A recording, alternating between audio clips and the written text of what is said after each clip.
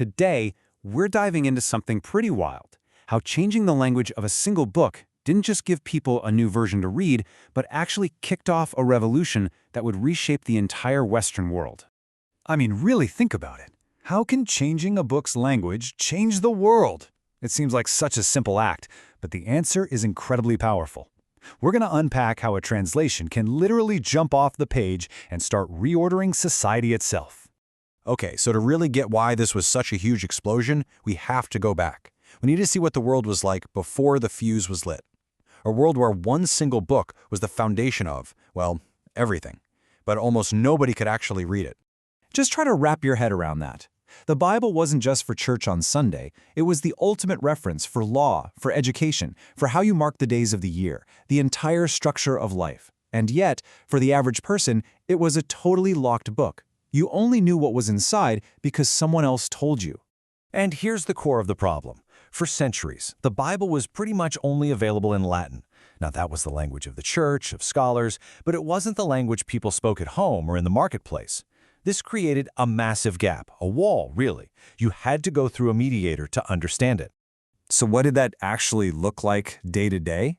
Well, it means you didn't read the text, you experienced it. You'd hear snippets of it during church services, see the stories play out in beautiful stained glass windows, and you'd listen to what the priest told you it all meant.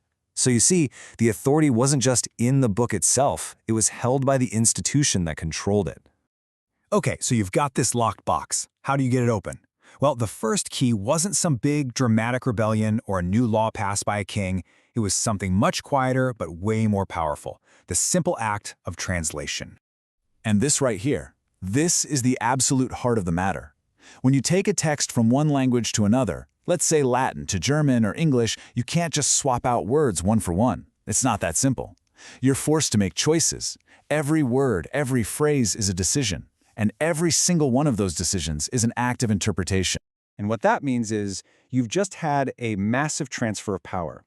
By putting the text into the common language, the translator, whether they meant to or not, was taking some of that interpretive authority away from the central institution and placing it directly into the hands of anyone who could read their own language. Now, one person translating a book is a big deal, for sure, but getting that translation into the hands of everyone, that required a second key, and this time it was a technological revolution that was about to pour gasoline on this little fire. You have to remember, for centuries, if you wanted a copy of a book, somebody had to write it out, by hand. So slow. Then, bam! Mid-1400s, the printing press arrives.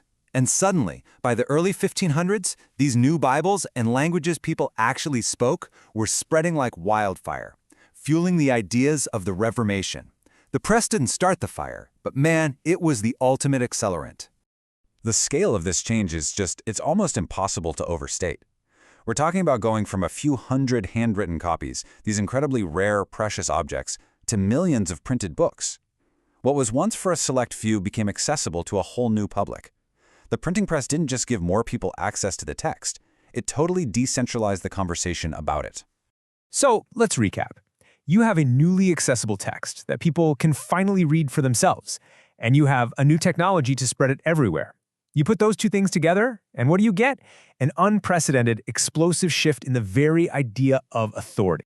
This was the big switch. Before, authority was centralized. It was held by the institution. Afterward, reformers came along with a radical new argument. The authority is in the text itself. Sola scriptura, they called it, or scripture alone. And just like that, authority began this long journey from the institution to the individual reader. And this kicked off a clear chain reaction, like dominoes falling. First, translation and printing gave people direct access. This access then led to an explosion of different interpretations. This, in turn, decentralized authority, spreading it out. And finally, all of that fueled a major break, a rupture in the institution itself. Now here is a crucial paradox. You would think that giving everyone the same book would create unity, right? Everyone on the same page, literally. But the exact opposite happened. It just supercharged the debate, because now, with the text as the final judge, disagreements over what it meant were serious enough to cause a split, which led to Christianity splintering into many, many different groups. So, this huge historical shift leaves us with a question that feels more relevant today than ever. especially in our own age of decentralized information. When a powerful text is unlocked for everyone, who gets the final say on what it truly means? It's a conversation that's still going on.